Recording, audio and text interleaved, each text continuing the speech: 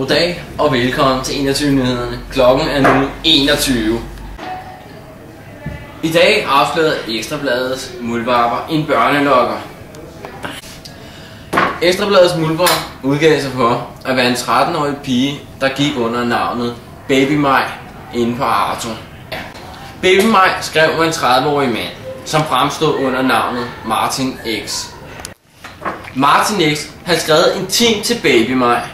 Han har blandt andet skrevet, at der er andet du har lyst til.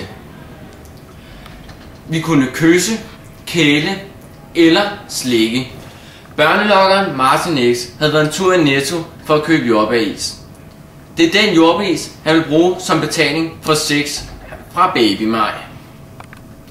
Han blev ikke dømt for denne sag, men efterfølgende dømt for 2 voldtægter, takket være Ekstra Bladets muldvarper. Det var alt, hvad vi havde for i dag i 21 nyhederne. På gensyn.